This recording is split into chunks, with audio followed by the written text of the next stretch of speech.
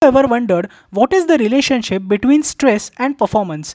This relationship is explained by a phenomenon called as the Yerkes Dodson Law. The Yerkes Dodson Law is a model of relationship between stress and task performance. It proposes that you reach your peak level of performance with an intermediate level of stress or arousal. Too little or too much arousal results in poor performance. This is also known as the inverted U model of arousal.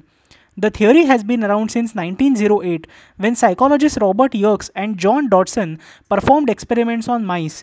Even though Yerkes Dodson is a law, it's not a scientific law, it's actually a psychological concept. The Yerkes Dodson law can be depicted as an upside down U shaped curve. The left side of the curve represents low arousal or stress.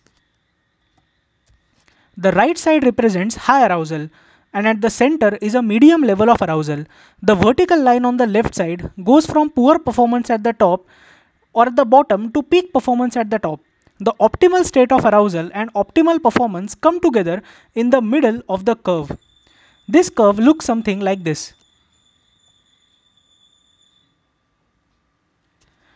In discussing the Yerkes-Dodson law, the word arousal relates to stress and motivation. Yerkes and Dodson formed their theory while performing experiments on mice. Using mild electrical shocks, they were able to teach the mice to learn a task, which they called as habit, more quickly. But as the shocks got stronger, the mice took longer to learn the task, maybe because they were more focused on avoiding the shock than on completing the task. Yerkes and Dodson hypothesized that as arousal increases, the ability to form a habit or perform a task well also increases. It gives you sufficient motivation. But that works only up to a certain point, known as the optimal level. As arousal surpasses that particular point, your performance begins to deteriorate. You are so stressed and anxious to do your best that your performance starts to decline. So, what is this optimal amount of arousal? That depends on the task. A simpler task requires a higher amount of arousal, while a more challenging task requires a lower level of arousal. Having no stress at all isn't necessarily a good thing in terms of performance. For example, when your job is all about routine and nothing ever changes, boredom sets in. There is no stress, but there is also no motivation. You are not being challenged and have no incentive to go above and beyond. Your work feels meaningless and you do the bare minimum. Think about mice in a maze with no electric shocks and no cheese at the end. There is no reason to put in the effort to navigate the maze. A moderate level of stress goes a long way. It is manageable, motivational, and performance enhancing. Your heart beats a bit faster, you have a clarity and alertness. Your brain and body are fired up. It's that little extra push you need when a hard deadline looms in and you are up for a promotion.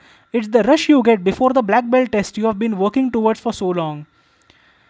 However, high arousal or intense stress can lead to a fight or flight response. It's the final play of the season, winner takes all, and you're up to bat. It's a make or break project that could get a life changing bonus. It's the test that could keep you from graduating. In these types of situations, stress and anxiety are ramping up to an unmanageable level. Your heart may beat faster, but it's unsettling, distracting, and even nerve wracking.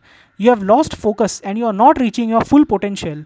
You're all too aware that you have got skin in the game, but it's working against you. It is just too much. What are the factors that affect the level of performance? We all experience stress differently, so optimal level of stress for one person may not be the same for some other person. Many factors are at play. One of the factors is the skill level. If something is new to you, that alone may be enough to provide a challenge. You're interested and have a few things to learn, so you are naturally motivated. If you have been doing something for a while and have gained a higher skill level, it's easy to feel bored. Another factor is personality. What's just the right amount of stress for one person may be overwhelming level for another. Some people perform better under pressure than others. Depending on the task at hand, it may matter if you are naturally more introverted or extroverted. Your life experiences, beliefs, and fears may all play a role in how susceptible you are to stress and how you cope with stress. Another factor can be confidence. You may perform better under pressure if you have a lot of self confidence to begin with. However, if you lack self confidence, have negative thoughts, or are self critical, you may not be able to perform your best when the pressure is on. Another factor can be task complexity. You can probably perform simple tasks very well even if you are under a lot of pressure, but you will probably benefit from low pressure environment when tackling with a complex or unfamiliar task. These are the factors that decide the optimal level for every person. Basically, the theory states that you need just enough stress to provide motivation, but not so much stress that you are overwhelmed. That's difficult to pinpoint and will differ from person to person. A mild or moderate amount of short term stress can result in acute stress response that provides the motivation and the energy that you need, and just when you need it. This was the Yerkes Dodson Law. The Yerkes Dodson Law can be very useful